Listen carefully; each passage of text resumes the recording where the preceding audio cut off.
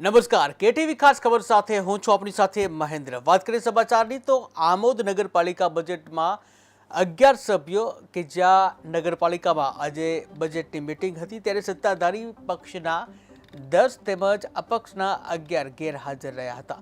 નગરપાલિકાની મીટિંગ મુલતવી રાખવામાં આવી જ્યાં અંદાજિત 25 કરોડનું અંદાજપત્ર મોકૂફ રાખવામાં આવ્યું। 11:30 વાગે બજેટ મીટિંગ તેમજ 12:15 વાગે સામાન્ય સભા રાખવામાં આવેલ હતી, જેમાં કોરમ ન થવાને કારણે આજની બંને સભા મુલતવી રાખવામાં આવેલ છે। હવે પછીથી જ્યારે પણ સામાન્ય સભાનું આયોજન થશે ત્યારે અગાઉથી જાણ કરવામાં આવશે।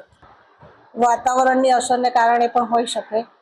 દરેક સભ્યોની સંમતિથી પક્ષ તથા અપક્ષના જ્યારે પણ કામનું આયોજન કરવામાં આવે છે તો લેખિત પુરાવા સાથે દરેક સભ્યોની સંમતિથી જ કામ લેવામાં આવે છે અને એના આયોજનને મંજૂરી આપવામાં આવે છે।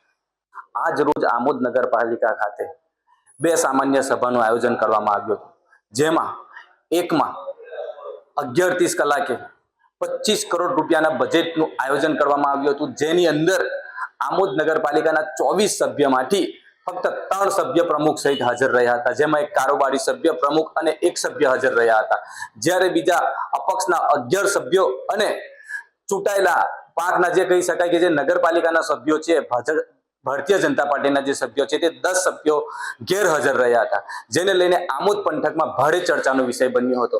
જ્યારે એક મીટિંગ 11:30 કલાકે રાખવામાં હતી અને બીજી મીટિંગ જે કહી શકાય કે 12:30 કલાકે રાખવામાં આવી હતી। 12:30 કલાક પછી પણ આમોદ નગરપાલિકાના જે સભ્ય હતા તે તમામ સભ્ય 3 સભ્યોને છોડીને ગેરહાજર રહ્યા હતા। આજની આ મીટિંગમાં આ સભ્યોનું ન આવવાનું કારણ કહી શકાય કે જે શાસક પક્ષના જે સભ્યો છે તે સભ્યો પ્રમુખથી નારાજ હોય તેમ પંથકની અંદર ભારે ચર્ચાનો વિષય બન્યો હતો, જ્યારે અપક્ષ આ બાબતે મૌન છે। હવે આવનાર સમયમાં જોવાનું રહ્યું કે આ જે મીટિંગ છે તે ક્યારે રાખવામાં આવે છે અને તે મીટિંગની અંદર કોણ હાજર રહે છે અને કોણ હાજર નથી રહેતું તે જોવાનું રહ્યું। જાવેદ મલિકનો report, KTV news Gujarati, Amod.